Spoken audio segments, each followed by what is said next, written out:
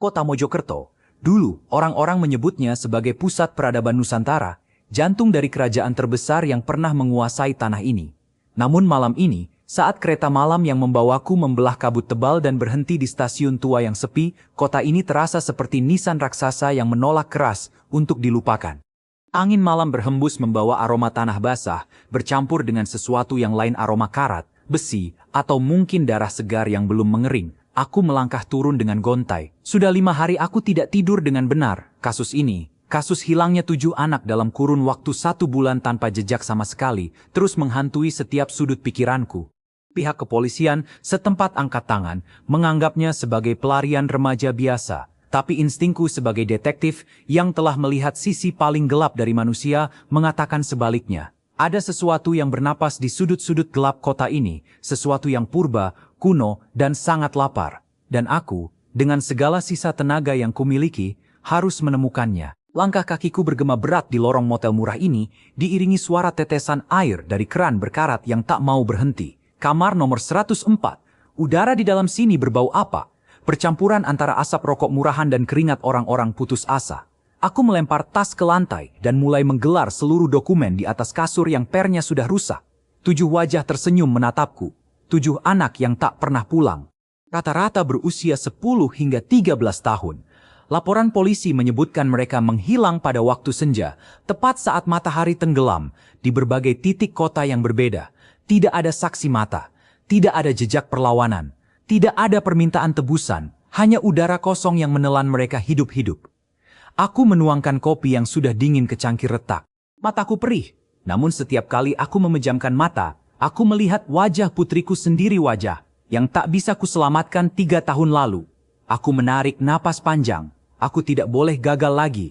Kali ini, iblis manapun yang mengambil mereka, akan kupaksa untuk memuntahkannya kembali. Pagi datang, namun awan kelabu enggan beranjak dari atas langit Mojokerto. Udara masih sedingin semalam. Aku memutuskan untuk memulai pencarian dari akar rumput, Pasar Tanjung, tempat bertemunya segala macam informasi, rahasia, dan gosip kota. Aroma tajam dari bumbu rempah tradisional bercampur dengan bau anyir ikan segar menyengat hidungku. Namun, bukan bau itu yang membuatku mual, melainkan reaksi orang-orang ini.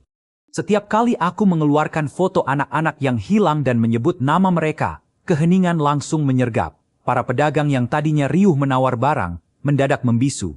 Mata mereka membuang muka, pura-pura sibuk memotong daging atau merapikan sayuran. Tidak ada yang mau bicara. Bahkan sekadar menggelengkan kepala pun mereka enggan. Seolah-olah membahas anak-anak ini adalah sebuah kutukan, sebuah tabu yang bisa mengundang maut. Jelas sekali, ada ketakutan kolektif yang mencengkeram kota ini. Ketakutan yang jauh lebih besar dari sekadar penculik biasa.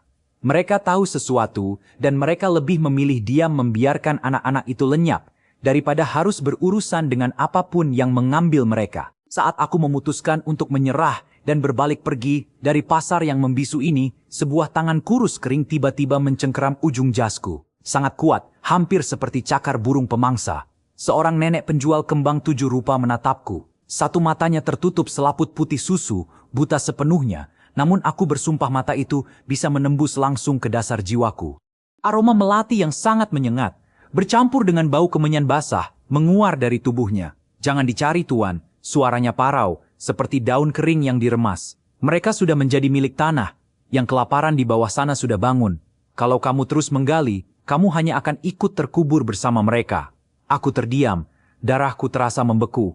Sebelum aku sempat bertanya apa maksud dari ucapannya yang gila itu, dia melepaskan tanganku dan dengan kasar menjejakkan sebuah benda kecil berkarat ke telapak tanganku. Sebuah koin kuno yang sangat berat. Saat aku mendongak lagi, kerumunan orang tiba-tiba menutupi pandanganku, dan nenek itu seolah tertelan oleh hiruk-pikuk pasar begitu saja. Menurut laporan yang hampir tidak bisa kubaca karena coretan asal-asalan polisi, ini adalah lokasi terakhir di mana korban ketujuh, seorang bocah laki-laki bernama Dito, terlihat. Sebuah gang buntu yang lembab di belakang kawasan pabrik sepatu tua. Matahari bersinar di luar sana, tapi di dalam gang ini, waktu seolah berhenti. Udara terasa berat dan pengap. Tidak ada suara burung, bahkan suara bising jalan raya seakan teredam oleh tembok-tembok bata tebal yang ditumbuhi lumut hitam ini. Aku melangkah perlahan, mataku memindai setiap tumpukan sampah, setiap genangan air kotor. Lalu, cahaya senterku menangkapnya. sepatu kets kecil berwarna merah. Posisinya tertinggal di dekat saluran air yang tersumbat, terjepit di antara bebatuan tajam. Aku berjongkok dan memungutnya dengan tangan gemetar. Masih ada lumpur basah yang menempel. Imajinasi liarku mulai bermain, membayangkan kengerian yang dialami Dito kecil saat ditarik ke dalam kegelapan. Tapi yang paling menggangguku bukanlah sepatu ini. Mataku tertuju pada dinding bata tepat di atas letak sepatu ini ditemukan. Ada sesuatu yang digambar di sana. Goresan di dinding itu bukanlah coretan iseng anak jalanan. Garis-garisnya terlalu presisi, diukir dalam dengan tenaga yang mustahil dilakukan oleh seorang manusia biasa, apalagi anak kecil. Simbol itu menyerupai aksara Kawi kuno, membentuk lingkaran spiral tak berujung yang mengerucut pada bentuk wajah entitas yang menyeringai marah. Aku menyentuh permukaannya dengan jariku. Lengket, berkerak. Warnanya merah kecoklatan, warna yang sangat kukenal dari puluhan TKP pembunuhan yang pernah kudatangi. Ini darah. Dan jumlahnya tidak sedikit untuk bisa melukis simbol sebesar ini. Aku merogoh saku jasku dengan tergesa, mengeluarkan koin berat yang dipaksakan oleh nenek gila di pasar tadi. Jantungku berdegup kencang saat mencocokkannya. Ukiran di permukaan koin itu benar-benar sama persis dengan simbol berdarah di dinding ini. Ini bukan penculikan acak. Ini bukan ulah predator anak biasa. Ini terencana, memiliki pola dan terikat pada sebuah ritual gila. Otak logisku memberontak, mencoba mencari penjelasan rasional, tapi kilatan lampu flash kameraku yang menembus kegelapan seolah membuktikan sebaliknya. Sesuatu yang sangat gelap sedang terjadi di sini. Dengan foto Polaroid dan koin di tanganku, aku melacak satu-satunya orang di kota ini yang mungkin bisa membacanya. Pak Darto. Seorang sejarawan dan ahli bahasa kuno yang mengurung diri di perpustakaan daerah yang lebih mirip makam buku-buku mati. Bau kertas lapuk dan kapur barus menyambutku saat aku melangkah masuk. Darto sedang membaca ketika aku meletakkan foto simbol berdarah itu tepat di atas meja kayunya. Aku mengharapkan rasa penasaran dari seorang akademisi, namun yang kudapat adalah horor murni. Pria tua itu tersentak seolah aku baru saja meletakkan ular berbisa di depannya. Wajahnya pucat pasi, napasnya seketika memburu. Tangannya gemetar hebat saat menyentuh tepi foto itu, tidak berani menyentuh gambar simbolnya. Dari mana kamu mendapatkan kutukan ini? Bisiknya parau, matanya liar menatap sekeliling perpustakaan yang kosong seakan takut ada yang menguping. Aku mencondongkan tubuhku, menatapnya tajam tanpa berkedip. 7 anak hilang, Darto. Beritahu aku apa artinya ini, atau aku akan melaporkanmu atas tuduhan menyembunyikan bukti. Dia menelan ludah dengan susah payah. Dengan pintu terkunci dan tirai tertutup rapat, Darto membuka sebuah literatur usang yang sampulnya terbuat dari kulit yang tidak ingin kutebak berasal dari hewan apa. Halamannya rapuh, dipenuhi ilustrasi mengerikan yang membuat perutku melilit. Ini bukan bahasa biasa, bisiknya, menunjuk pada simbol yang sama persis dengan fotoku. Ini adalah penanda sekte Bhairawa kuno, aliran terlarang di era akhir Majapahit yang menyimpang. Mereka memuja entitas yang disebut Kala Srenggi sang pemakan waktu. Darto menjelaskan bahwa entitas ini diyakini tertidur di kedalaman tanah Trowulan, dijaga oleh segel tak kasat mata. Namun, jika segel itu melemah, sekte pemujanya akan bangkit dan mencari persembahan, tumbal nyawa yang murni. 7 jiwa anak-anak untuk membuka gerbang dimensi agar entitas itu bisa memakan dunia. Otakku menolak mentah-mentah cerita dongeng murahan ini. Aku seorang detektif, aku memburu manusia bajingan berdaging dan berdarah, bukan hantu dari buku cerita. Tapi saat mataku menatap ilustrasi iblis yang menelan anak-anak itu, suara jeritan putriku menggema di telingaku. Aku merampas catatannya, Trowulan. Di sanalah aku harus pergi. Udara sore terasa jauh lebih menusuk tulang saat aku melangkah keluar dari perpustakaan. Langit di atas Mojokerto telah berubah menjadi abu-abu gelap yang mengancam akan menumpahkan badai besar. Jalanan lengang, terlalu lengang. Bahkan suara jangkrik atau hiruk-pikuk kendaraan di kejauhan seolah terhapus dari telingaku. Itulah saat insting lamaku memperingatkan bahaya. Bulu kudukku berdiri serempak. Ada yang mengawasiku. Aku berhenti di tengah trotoar. Tanganku perlahan merayap masuk ke balik jas, menggenggam gagang dingin pistol revolverku. Aku menoleh perlahan ke atas bahuku. Tidak ada orang, hanya deretan lampu jalan yang berkedip sekarat. Namun di ujung gang sempit, duduk seekor kucing hitam cacat di atas tong sampah. Kucing itu tidak mengeong, tidak bergerak, hanya menatapku dengan mata kuning menyala yang memancarkan kecerdasan di luar nalar hewan. Yang membuatku menahan napas adalah bayangan di bawah kucing itu. Bayangan itu merayap, memanjang dan meliuk-liuk di aspal layaknya jemari kurus yang sedang berusaha meraih kakiku. Sebuah mobil tua melintas bising dan dalam sekedipan mata, jalanan itu kembali kosong. Sialan. Mereka tahu aku datang. Mobil sewaanku berhenti tepat di luar batas situs Trowulan saat matahari mencapai titik terendahnya. Aku berdiri menatap Candi Brahu, monumen batu bata raksasa yang telah berdiri selama ratusan tahun menjadi saksi bisu kejatuhan sebuah imperium besar. Langit sore ini sungguh tak wajar. Awan hitam pekat bergulung tebal, sementara sisa cahaya matahari memancarkan warna merah darah pekat yang menyayat cakrawala. Pemandangan itu lebih terlihat seperti luka menganga di langit daripada sebuah senja. Angin bertiup membelai wajahku, dan kali ini bau anyir darah benar-benar tercium nyata, bukan sekadar imajinasi. Aku melangkah melintasi garis batas larangan masuk. Darto bilang pusat dari anomali sekte itu ada di bawah tanah sekitar reruntuhan ini. Saat kakiku menginjak rerumputan liar di pelataran candi, matahari sepenuhnya tenggelam tertelan bumi. Kegelapan langsung jatuh menimpa seperti selimut tebal yang menyesakkan dada. Suhu udara anjlok drastis. Ponselku mati seketika. Aku kini sendirian di tanah para raja mati, hanya ditemani cahaya senter redup dan sebuah revolver berisi 6 peluru kaliber 38. Semoga itu cukup. Malam di Mojokerto tidak pernah segelap ini. Kabut putih pekat mulai merayap naik dari pori-pori tanah yang gembur, menelan kakiku, menyamarkan pijakan. Cahaya senterku kesulitan menembus partikel udara yang terasa sangat tebal dan berair. Aku terus berjalan memutari sisi barat candi, mencoba mencari petunjuk yang Darto sebutkan sebuah jalan masuk menuju perut bumi. Lalu, aku mendengarnya. Suara gemerisik dedaunan kering. Aku menghentikan langkahku. Hening. Hanya detak jantungku yang berpacu liar memecah kesunyian. Saat aku menyapukan cahaya senter ke arah rimbunan pohon beringin tua, jantungku nyaris berhenti berdetak. Di batas cahaya senterku, samar-samar aku melihat mereka. Sosok-sosok bayangan tinggi kurus, terbungkus jubah kain kompang camping, berdiri kaku menatap ke arahku dari balik pepohonan. Mereka tidak memiliki wajah, hanya lubang gelap di mana mata seharusnya berada. Saat aku mengarahkan laras pistolku ke sana, kabut bergulung dan sosok-sosok itu menghilang tanpa suara. Halusinasi akibat kelelahan? Ataukah hantu-hantu masa lalu yang menolak tidur? Kepalaku mulai berdenyut menyakitkan, kewarasanku mulai diuji di tempat terkutuk ini. Mengabaikan ilusi gila yang menggerogoti sudut pandangku, aku memaksakan kaki melangkah mendekati pohon beringin terbesar di pelataran barat candi. Akar-akarnya menjuntai ke tanah menyerupai kerangka rusuk makhluk purba raksasa. Bau belerang dan tanah basah tiba-tiba menyengat sangat tajam dari area ini.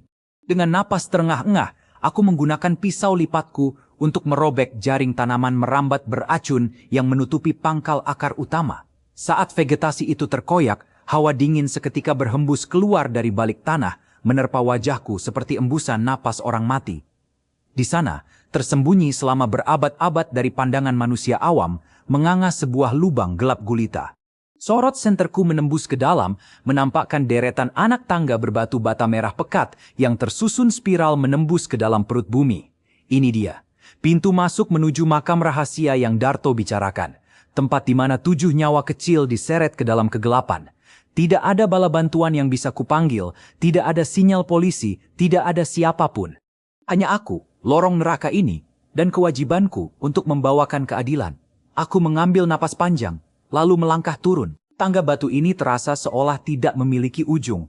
Semakin dalam aku turun, dinding bata merah kuno ini semakin merapat, menjepit tubuhku dari kedua sisi.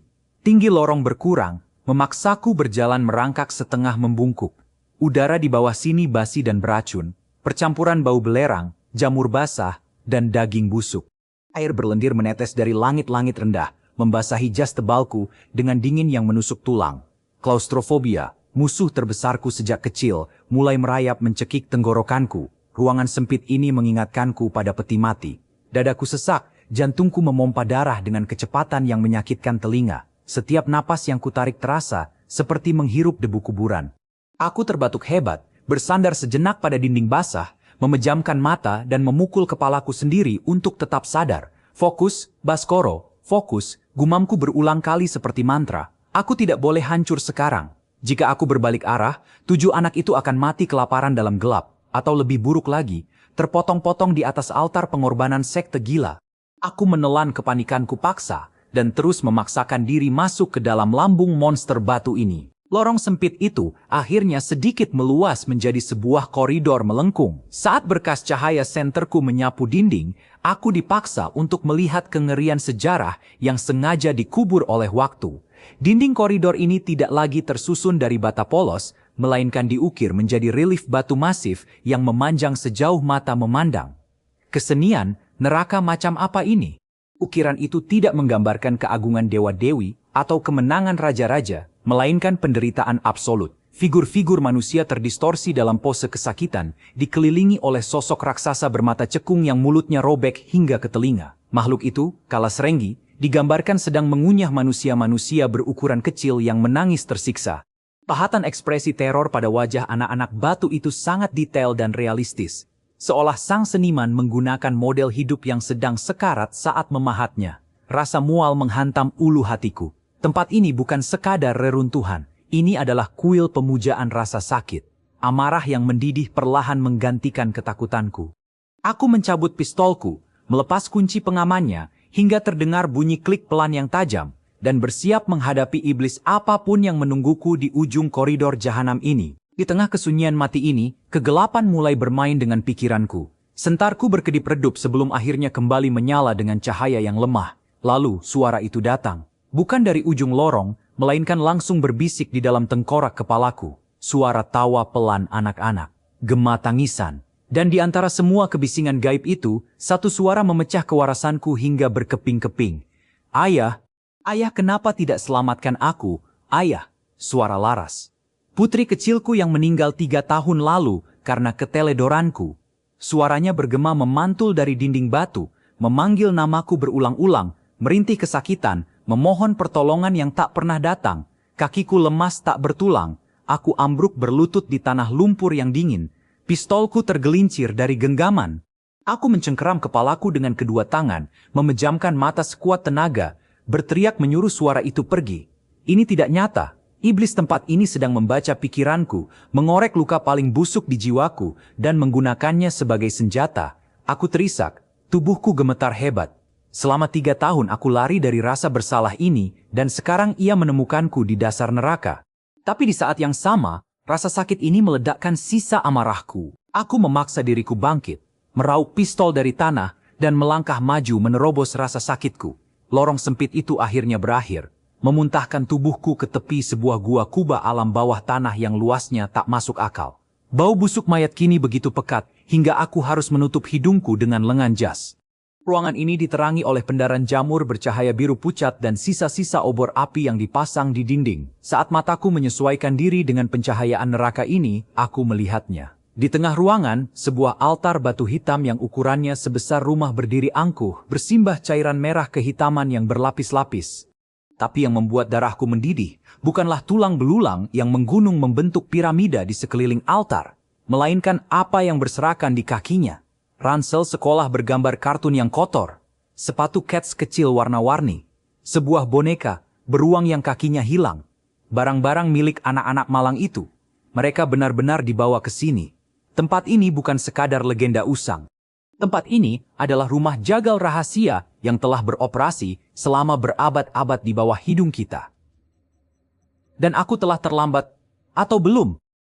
Word count 168 words. S. Duration. Harapanku yang rapuh seketika hancur berkeping-keping saat suara gesekan kaki memecah keheningan gua. Dari balik pilar-pilar batu alam dan celah bayangan yang gelap, mereka merayap keluar. Manusia-manusia jika mereka masih pantas disebut begitu. Jumlahnya belasan, mungkin puluhan. Mereka mengenakan jubah kompang camping dari karung goni basah, bergerak dengan postur membungkuk patah-patah layaknya serangga raksasa. Wajah mereka disembunyikan di balik topeng kayu, berukir wajah iblis Kalasrenggi yang menyeringai bengis. Mereka tidak bersuara layaknya manusia normal, melainkan mengeluarkan dengungan rendah dari tenggorokan yang terdengar seperti ratusan lebah pembunuh. Di tangan mereka yang kurus dan dipenuhi tato aksara terlarang, tergenggam keris raksasa dan pedang berkarat panjang yang meneteskan cairan gelap. Aku tidak mundur 1 inci pun. Aku mengangkat revolverku, menyejajarkan pembidik tepat di tengah dahi kultis yang paling depan. Di mana anak-anak itu? Bajingan! Teriakku, suaraku menggema nyaring mengalahkan dengungan mereka.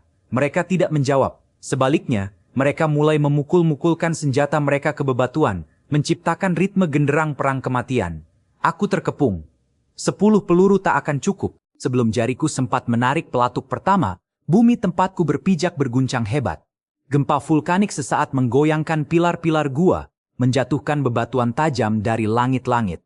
Para pemuja sinting itu mendadak jatuh bersujud secara serempak, menempelkan dahi bertopeng mereka ke tanah yang bergetar. Dari retakan panjang di tengah altar berdarah, asap hitam pekat yang dingin seperti es menyembur keluar. Asap itu tidak menyebar secara alami, ia berkumpul, memadat, dan menggumpal membentuk pilar kegelapan murni setinggi gedung 3 lantai. Logikaku hancur berantakan, realitas merobek dirinya sendiri. Dari dalam gumpalan massa hitam itu, 2 bola mata sebesar roda mobil terbuka, memancarkan cahaya merah lava yang membakar jiwaku hanya dengan menatapnya. Mulut menganga tanpa bibir yang dipenuhi deretan taring tajam transparan terbentuk dari ketiadaan. Kala Serenggi, sang pemakan waktu, makhluk yang seharusnya hanya mitos dari buku berdebu Darto, kini menjulang mematikan di hadapanku. Ia meraung bukan suara yang bisa didengar telinga, tapi frekuensi yang langsung meremukkan isi kepalamu. Kakiku mati rasa, pistol di tanganku terasa ringan tak berguna. Iblis itu nyata. Insting bertahan hidup primitif akhirnya mengambil alih saat otak reaksionerku gagal memproses kengerian itu. Raungan makhluk gaib tersebut menciptakan gelombang kejut yang meretakkan fondasi gua. Bebatuan raksasa berjatuhan dari atap bak hujan meteor, meremukkan tubuh-tubuh kultis yang masih bersujud bodoh. Salah satu pemuja yang selamat melompat ke arahku dengan pedang terhunus.